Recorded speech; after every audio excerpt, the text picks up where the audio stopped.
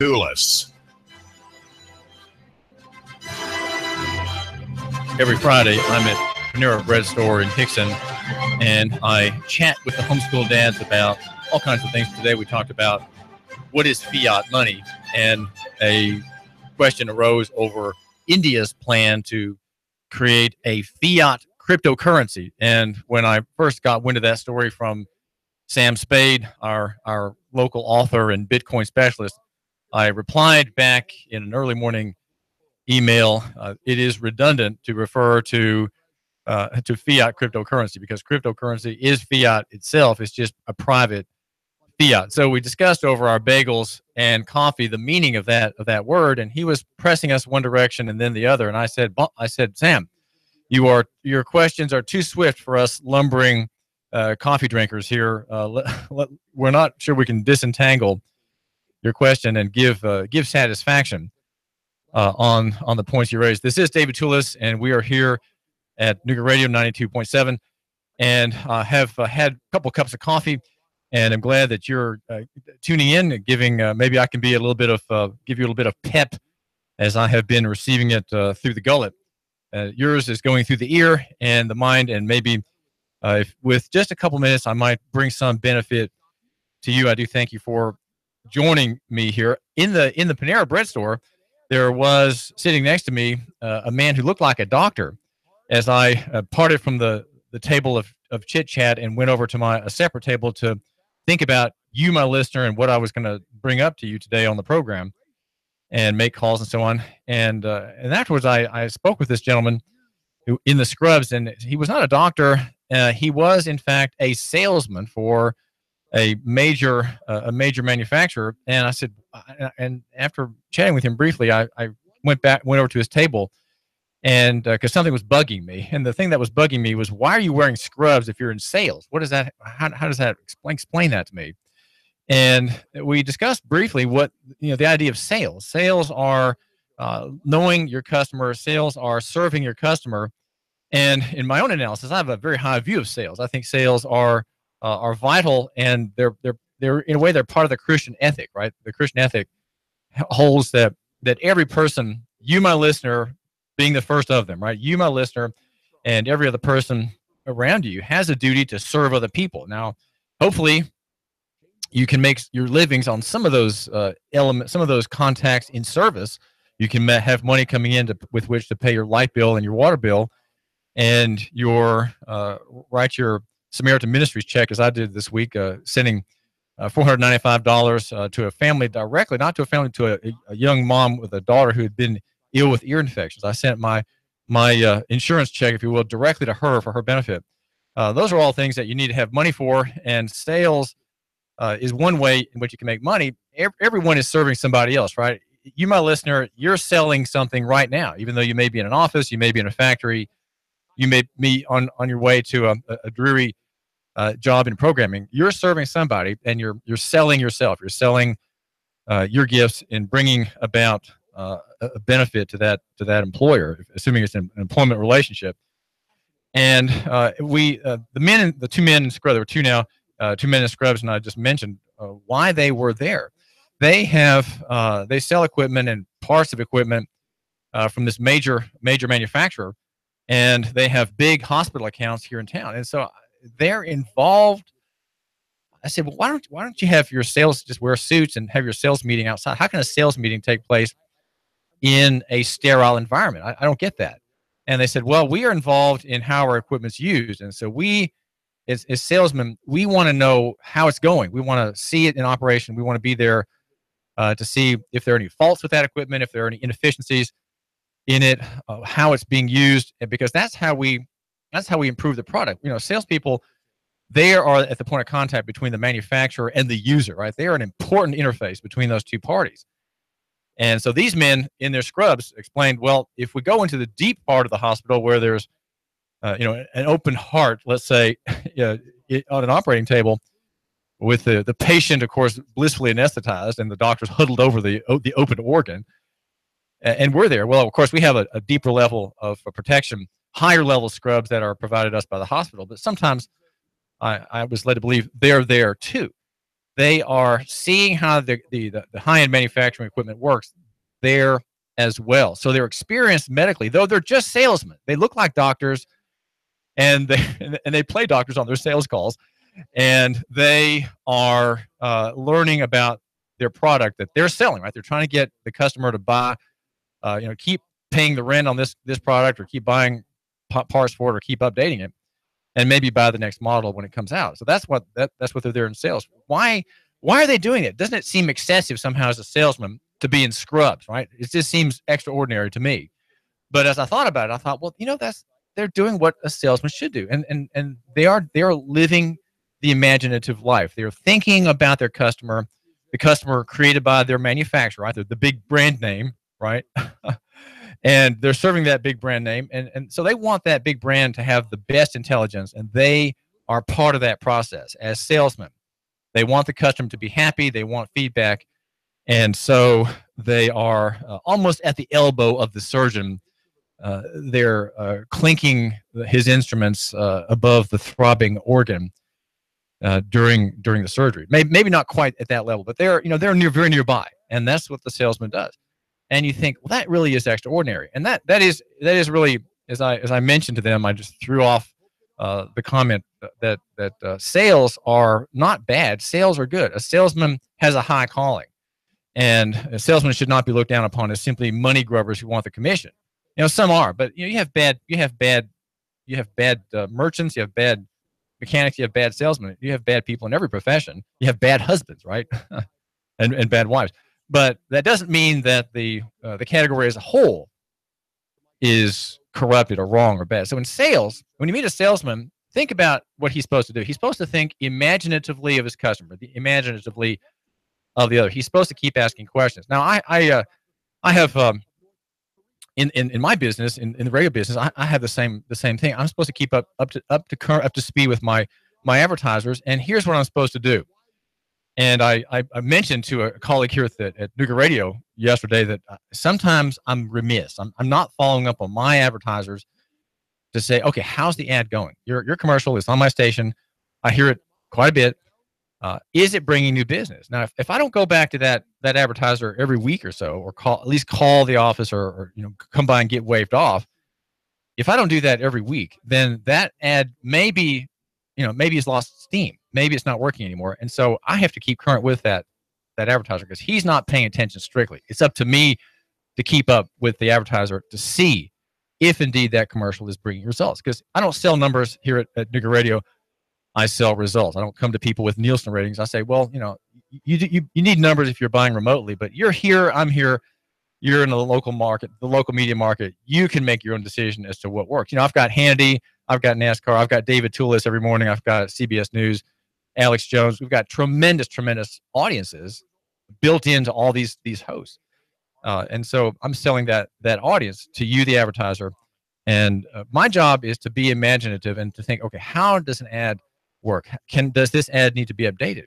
And so I yesterday, rather late in the day, I called the office and I said I wanted to talk with the owner's daughter, who's a very sharp businesswoman, to get current with her and say, okay, do we need to change the commercial, which is gone for a month? That's kind of a long time. That commercial may be getting a little hoary, right? HOARY, a little grizzled, a little gray. So it's up to me as the owner of that interaction to make sure it's working. And that's what the salesman does. He keeps things fresh, and he's keeping current on the needs of his client. And that is, as I mentioned to the men in scrubs there over their laptops and their bread. The gospel really requires that. Christianity requires an active imagination, which sales is. The imagination of asking, do you need something new? Are you getting results? Do we have the best message? Do we have the best argument? Do we have the best pitch? Is your argument today on my commercial giving the best call to action so you will get results, that you will connect with the customer, right? And so that's my morning. Okay, that's part of my morning. And this is David Tulis. I'm so glad you are tuning in. It's 800-8949, 800-8949. If you want to, my listener, if you want to put a word in, feel free If you don't call, I simply have my stack to get to. I love being interrupted by you.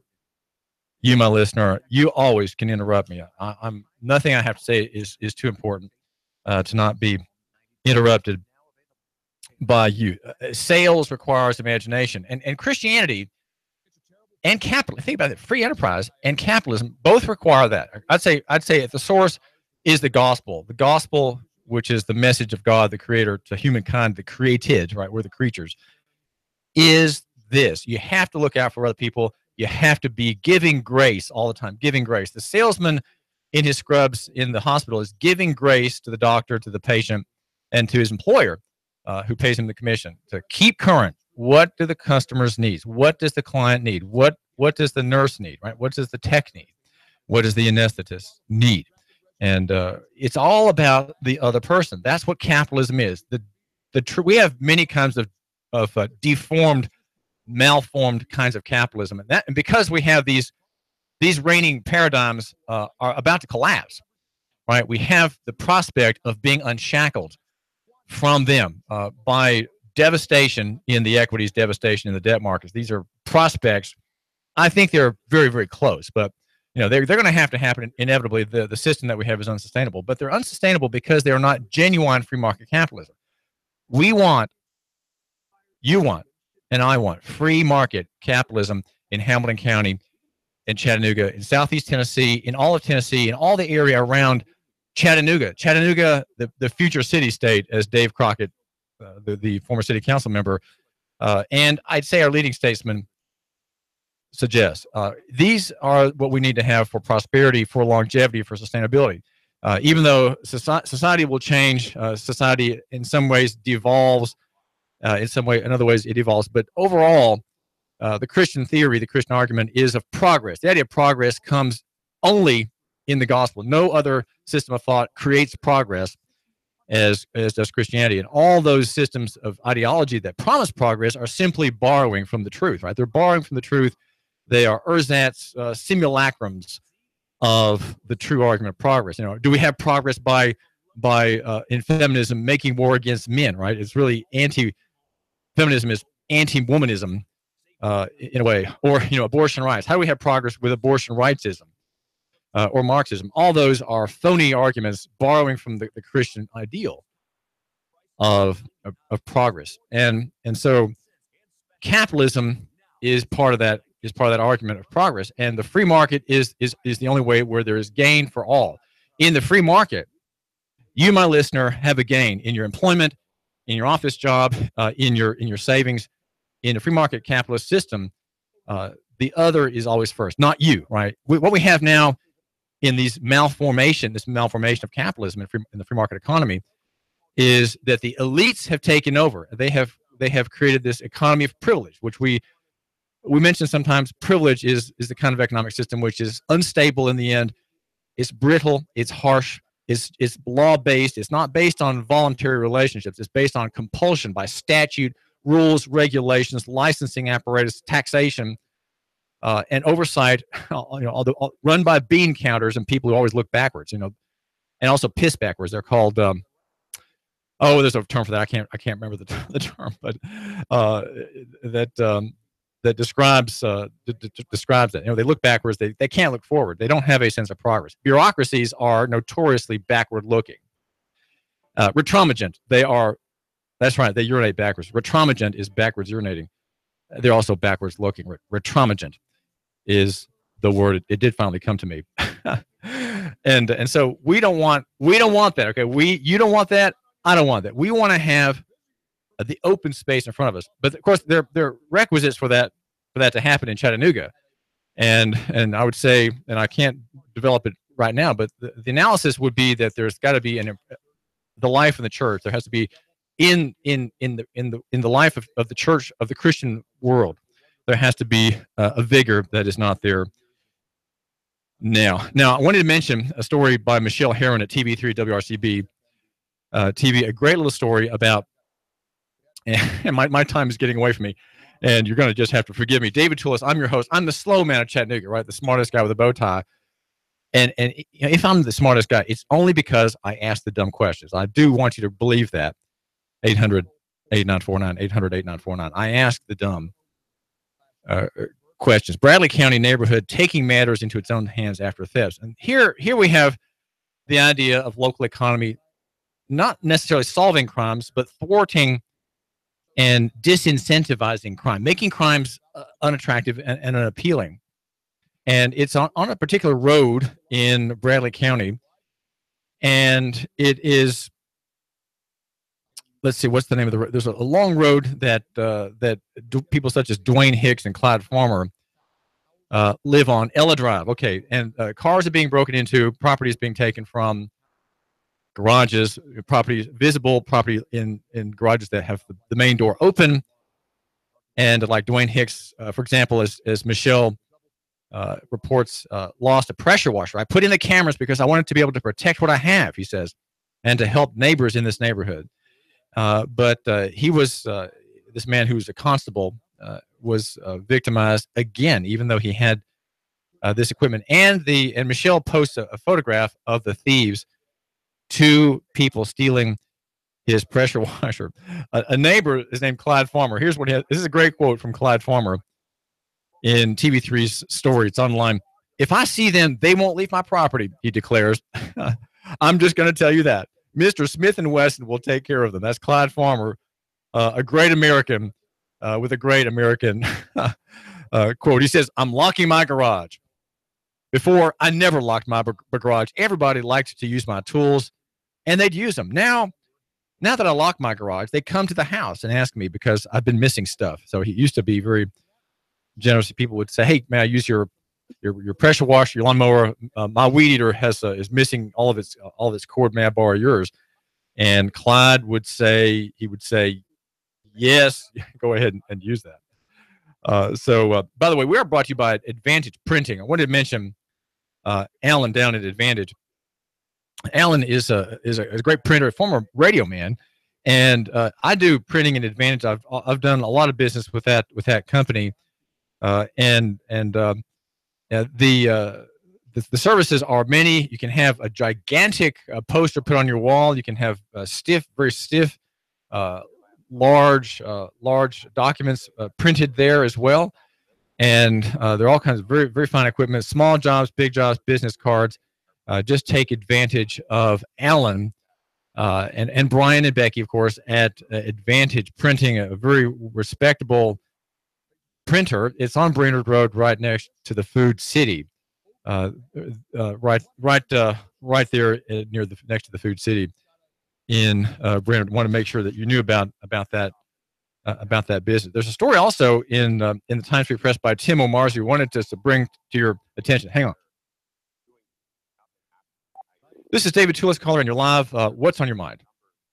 I'm just curious because you're a Jeffersonian liberal, which is really, I guess, almost a modern day conservative.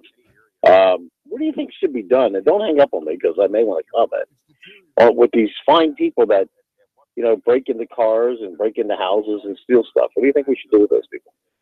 Well, if you're assuming that they're caught, right? They're caught and apprehended. Yeah. You catch them and they're in the court system. What do you think we should do? Well, I think what should happen is that they should make restitution and then be done with it. But now, the question, I guess, that you really restitution. So what if they don't have any money? What if they don't work? They don't want to work. Let me give you an example. I debated a communist that wanted socialism and everyone equal. I said, well, what happens if I decide not to work? I'm not working. You feed me. What happens? Well, no one starves. Then why would I work? I mean, these are people with no money. I assume that's why they're stealing stuff. How about we execute them? I think car thieves, like horse thieves, should be strung up. Why not? We can do pay-per-view. You don't think that would be a deterrent if we did that? Well, it would be a deterrent, but I think we want to respect the rule of equity and justice, which would say that the stealing blah blah blah. Equity's in the eyes of the beholder. What's equity? Your equity is not my equity. Well, okay, I'm referring to Lex Talionis. Okay, Lex Talionis is the in the Word of God. It is the rule of justice. Okay, and that would be the summary is very repetitive and redundant, but it's eye for eye, tooth for tooth, stripe for stripe, wound for wound, burn for burn, limb for limb. I say we throw them in prison, car and horse thieves, we execute. It's like, here, listen, you want justice, go to a whorehouse. You I didn't get that. I don't get that. I'm sorry. You know? I don't get what you said. If you want justice, go to a whorehouse. What do you mean? Go to a whorehouse. If you want to get screwed, go to court. Well, I'm not sure what you're talking about, but listen, the idea of justice for thievery is restitution, and the court should be involved in making that happen. Now, if a man who's been a thief doesn't pay back, can't pay back, then you would have something then you have a place for corporal punishment. That would be 30 licks with a cat of nine tails on the back. That's quick, it's done, and that's it's over with. There's no probation, there's no oversight, there's no police state role in that man's life. It's done, and he's not going to do it again. David Tulis. The Tennessee Valley's news, talk, and sports leader. Nooga Radio. Digital FM 95.3 HD4 and 92.7 FM. 3, 2.